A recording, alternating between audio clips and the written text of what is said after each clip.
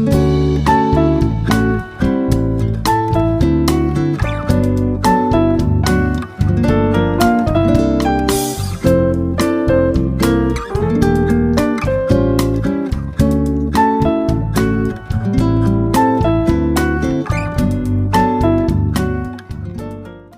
everyone, welcome to my channel. My name is Zive. If this is your very first time on this channel, a special welcome to you. If you are a returning subscriber, thank you for your loyalty. Welcome back, welcome back, welcome back. Okay guys, ne? Wow, my head is spinning, everything is so surreal. I just feel like sometimes I have to pinch myself and remind myself that I am alive, I'm awake, this is not a dream, so much is happening in this country. I just feel like everything that I have seen in the movies, in the series, is happening live. Okay, I mean, like, there's the Besta saga, there's the Arab saga, who own their own, supposedly now, airport in Bishop. They're flying their own planes in and out, no passport checks, no immigration checks, like, just the rules don't apply to them as foreigners. They're just, yeah, and then there's all whole whatever thing that is going on in Palapala right now, which I haven't really followed much, but I will look into it and understand what exactly is going on. So much is going on, okay? And literally some of the things that are happening, they are quite identical to a lot of things that I have seen, like in movies. Like, really, I can think of a particular movie that this happened in. I can think of a particular series that this particular incident happened. Like, guys, Anna, like, we're living Hollywood live. Like, whoever imagined all those things, now we're just living them. Okay, but anyway, guys, the whole point of this particular video, okay, the whole point of this video is dedicated to clarifying something to the guys, like, because, okay, mostly it's them who are asking this question. Okay, it's them who are confused, it's them whose egos are bruised.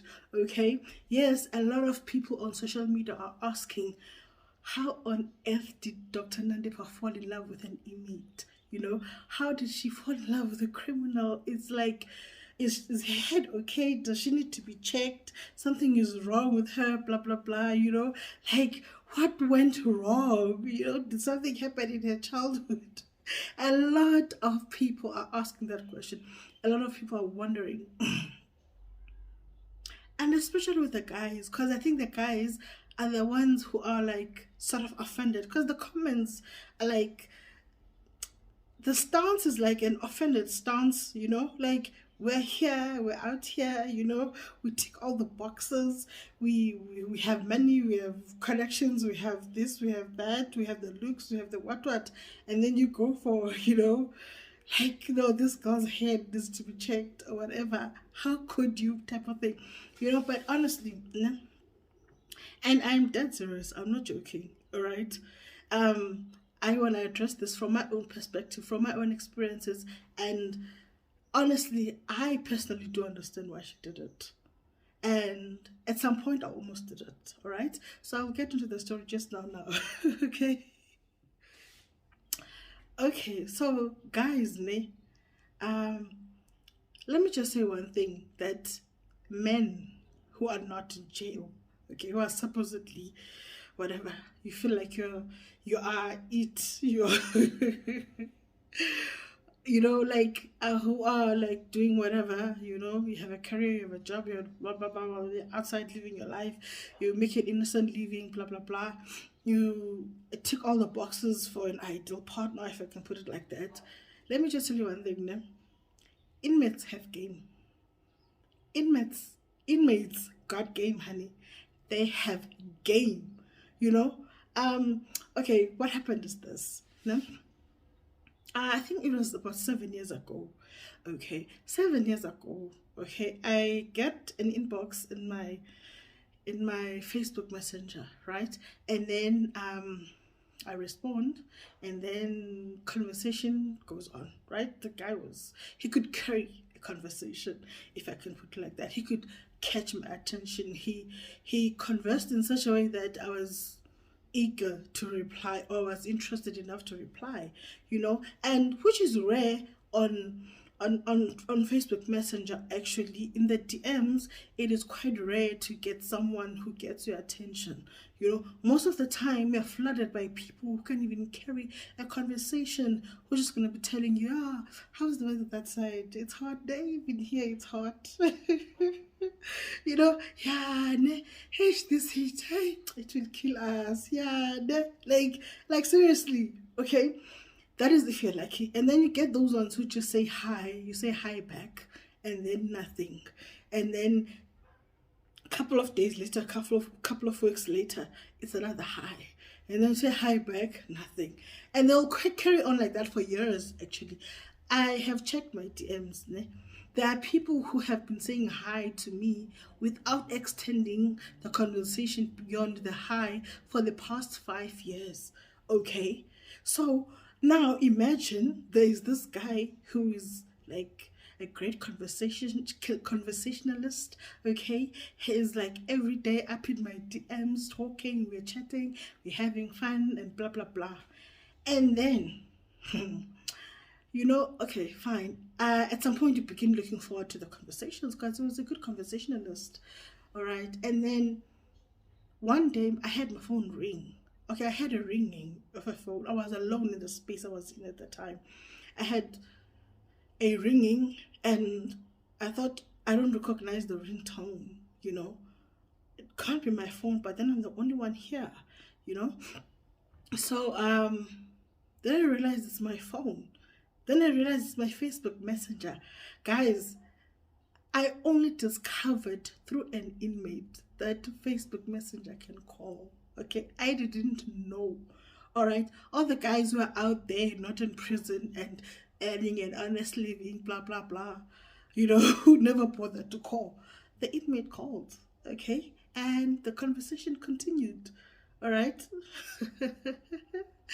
Okay, honestly, at this point, when I started having a conversation with the guy, I didn't know that he was an inmate. Okay, he was just a guy calling on my phone, and we're just talking, and he was interesting, so we continued to talk. Okay, so I didn't know that a messenger could call. Then he called, and then we continued chatting, and then from there it was no longer texting. He would call every day. Okay. But then after some time, I began to notice, man, this person always calls at the exact time every day, But then I dismissed it. I thought maybe it was his lunchtime at work, so it was like when he can call or whatever, Okay, I think that was about 2 weeks, right? And then we talked like every day, guys. Guys, that guy was engaging, okay? I was looking forward to that phone call every day now, okay? I was looking forward to the phone call. I enjoyed these conversations, okay? Then, I think about 2.5 weeks into the calling situation, he told me that he's incarcerated, okay? He's in jail, or what do you call it, prison. Yeah, he's in prison somewhere in KZN. I don't remember where. Okay, 7 years ago was a very long time. So he was somewhere in KZN serving time. I was so shocked. Okay, like I was so shocked. I didn't even bother to ask, what did you do? How long is your sentence? When are you coming out? I was, when something happens and you are shocked and your response is fight or flight. Mine was freeze at that point. Okay, I just froze. Okay, he just talked and he just talked. He didn't get into the details. I didn't ask the questions, and then conversation, because he saw that I'm not getting deeper into the whole thing, so he didn't delve deeper into the whole thing. Conversation continued like it normally continued, but at that point I was a robot. I was just responding out of, I don't know, my mind was responding, my consciousness was not there, I was not present. Okay, in the moment, I was not present. Okay, the conversation continued, and then we said our goodbyes, and then I was sitting there shaking. Okay, the first question in my mind was like, where do prisoners get phones from? What do prisoners get phones from? Like, what? You can call from prison, you can chat for every day, you know? It was such a shock to me. It was such a shock and a disappointment at the same time, because I honestly was not interested in a relationship with someone who's serving time and I don't know when he's coming out. I don't even know what he did for that matter, okay? Like, it was not for me. It was just not for me, okay? Like, honestly, even if he was innocent, it was one of those situations where it was just not for me, okay? Okay, fine. So, after that conversation, I blocked the guy. Okay, I'm sure he must have been surprised as well, because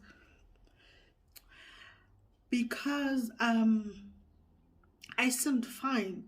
When we were talking on the phone, I seemed fine. I sounded fine. I sounded like myself, because I didn't want to like tip him off that something is wrong. Now everything has changed. Okay, what he said changes everything. Because I was also scared of him. Like I was like scared. Because the first thing that came to my mind is hardcore criminal. Okay, I never think about small petty things. I never even thought, what if he was in there for 6 months for something, whatever, like a fraudulent document or lying on an affidavit. I don't know, like something not serious, not violent or whatever. I did not think anything small. I just went big. Okay, I just pictured myself dead, killed by this man.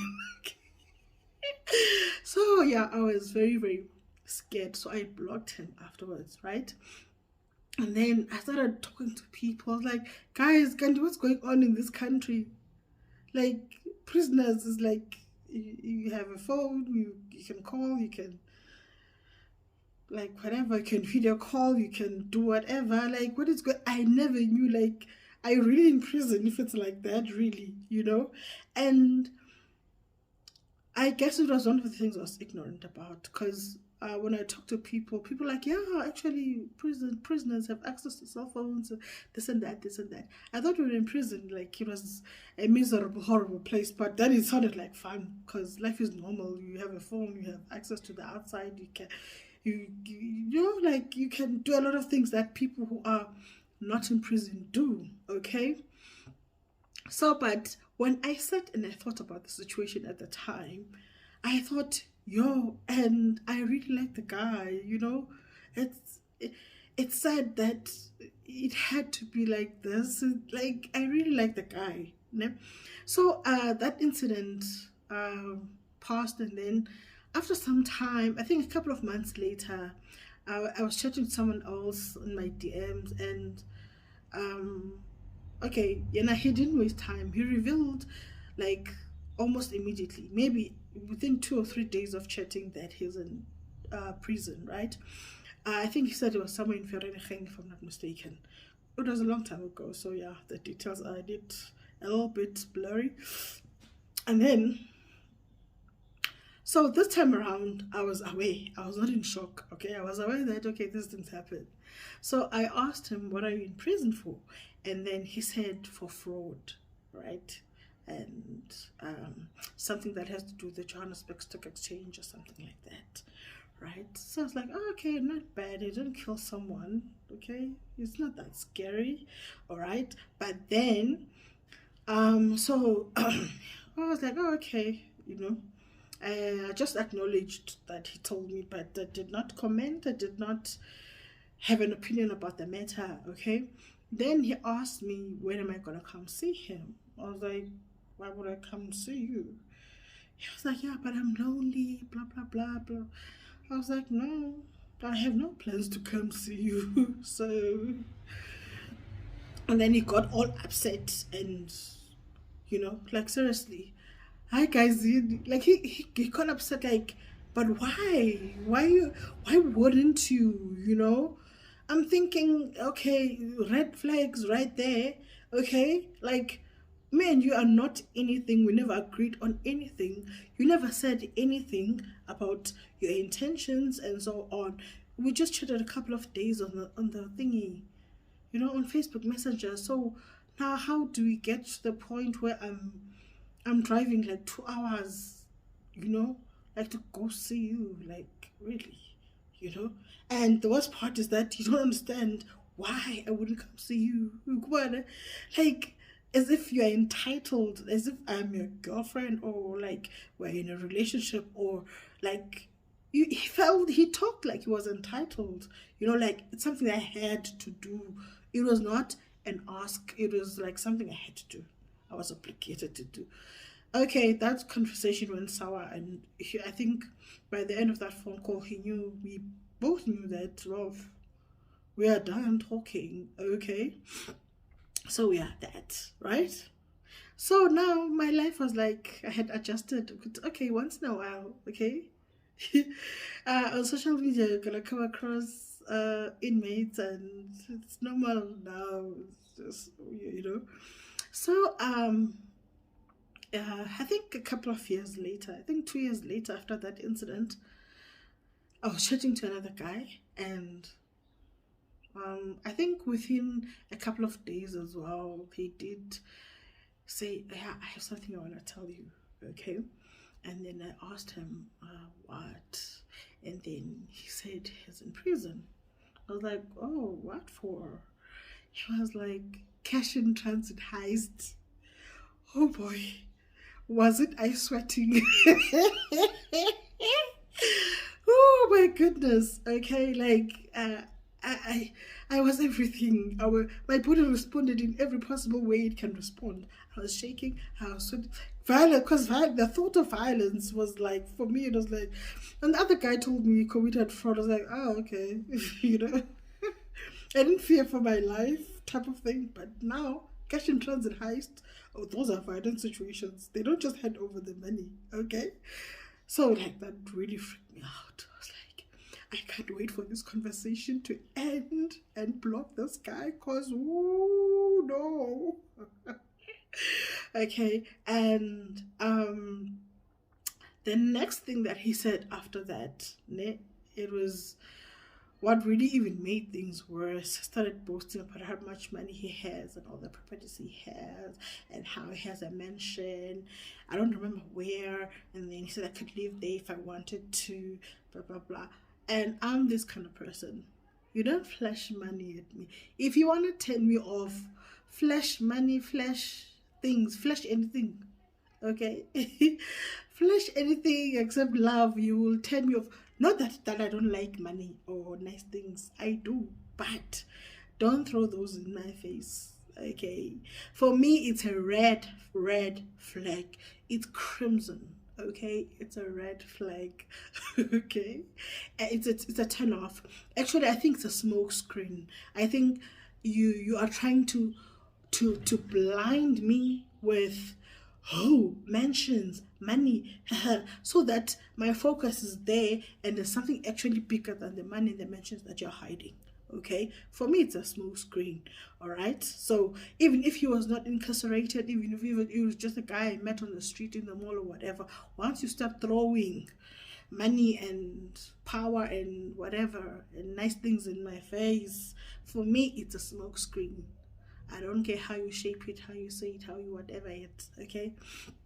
So that guy turned me off, and I just couldn't wait for that conversation to end and block him and get on with my life, okay? So yeah, I blocked him after that conversation, right? So with everything that I said being said, guys, I want men to understand this thing. Instead of being offended that Dr. Nandipha went with all her prestige and education and intelligence and everything, and then she went for an inmate, and there were a lot of potential guys. Potential guys were. Like, potential guys were, because you guys don't have game. The fact that she went that route, the fact that I could like a guy who was I could be engaged. My attention could be caught by a guy who was incarcerated, and he had my attention to that level that I was looking forward to his phone calls every day. And then you act like you don't understand why. Guys, I mean, all a prisoner has access to is a cell phone, right? Okay, let's not even talk about Nandipha's case. Let's talk about my case, okay? I'm not a gullible person, all right? So imagine all he has access to is a cell phone, and he managed to get my attention.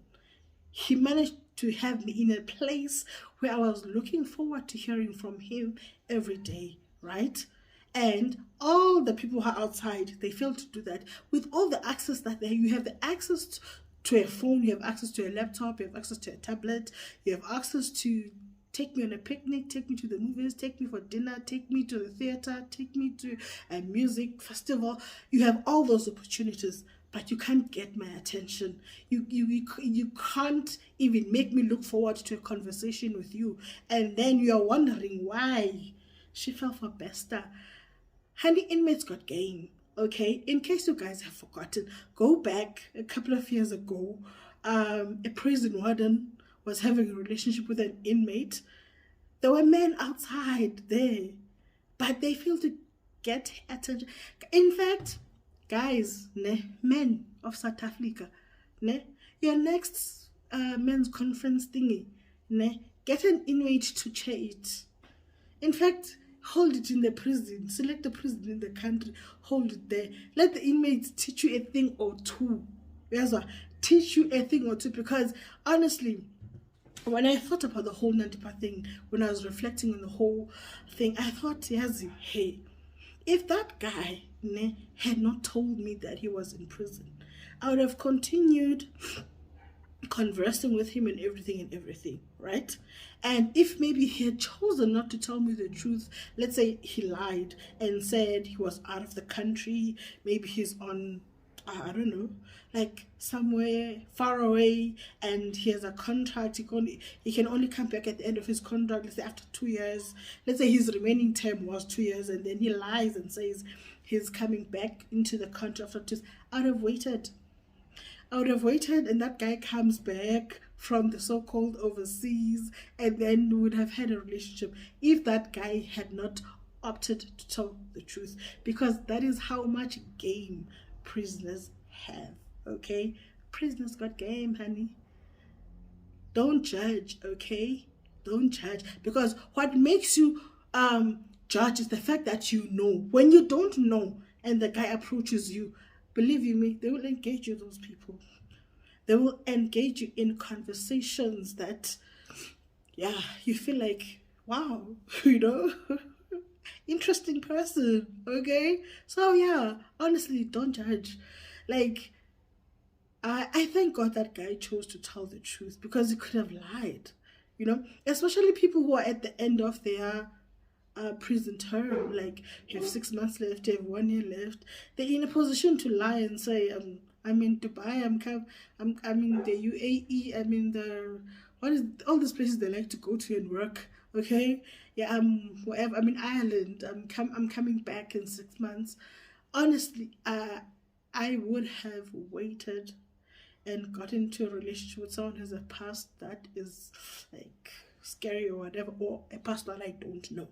Okay, so yeah, honestly, I understand perfectly. The reason you don't understand is because if you didn't know, if for example every one of us, if let's say Besta was not in jail, if every one of us, he was just a guy on the street, but he was a criminal, right? Because when you meet people in the malls and wherever, they're not written criminal here, right? We honestly, if he had met that guy at wherever, at the mall, at the whatever,